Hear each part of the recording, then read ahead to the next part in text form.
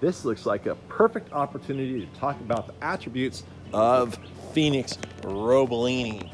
Okay, Phoenix robellini, also known as the pygmy date palm. It's native to Laos, Vietnam. It is the family of dates, the Phoenix family of trees. And this is one of the smallest of the Phoenix species. And that makes it a really nice scale for smaller gardens. This one here is actually relatively large for a pygmy palm.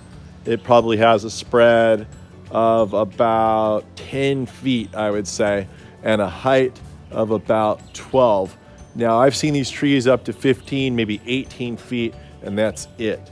That's the tallest it gets. Whereas the Phoenix canariensis, the Canary Island date palm, can grow to 60, 70, 80 feet. Now, take a look at the really beautiful, intricate structure of the trunk here. These are the leaf bases on the tree. Oh, look, there's a little gecko in the tree. Let's see if we can follow him around. Where did he go? I know he's in here somewhere. He's hiding. He's shy. Oh, yeah, he's extremely camera shy. He goes to the opposite side of the tree than the side of, oh, there he is. There he is right there. See him? Oh, there he goes. Anyway, he's camera shy. But I will talk about how this plant creates this beautiful trunk pattern over time. Now, in more humid climates, this is a faster acting process. This is basically the bark of the tree, and you can see it slowly falls off. Some trees give it up faster than others, and this one's giving up relatively fast, but I am in Dominican Republic where it's a real tropical, wet environment, and that causes these things to exfoliate faster.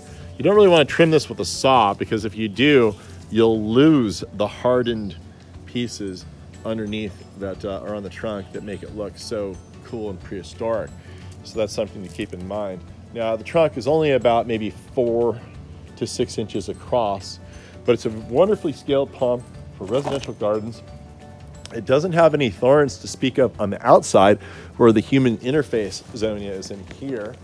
But if you were to trim this plant, you would soon discover that there are thorns on the interior. So that's something you have to watch out for. Now, like all other Phoenix trees, this tree is male and female version. This is the female version with the seed pods right here. You can see, and a male would simply make pollen. So that's something to note. These seeds will actually get really beautiful in time, and they'll turn black. Now, this plant is used often in pots. If it's in a pot, it's going to stay even smaller than if you put it in the ground. There's also plants that have been grown in big boxes tend to get bigger, whereas plants in small little containers seem to permanently dwarf themselves. So that's a way to find a plant that's a really good scale for a pot for your patio. And oftentimes these plants are planted multiple plants per pot, which will also dwarf the plant. And it looks really nice as a bush, especially, or as a mass at the base of a foundation, or as a singular plant like we have here. We have 2 of them, one over here. And it's just a wonderful plant. Phoenix robellini, the pygmy date palm from Laos.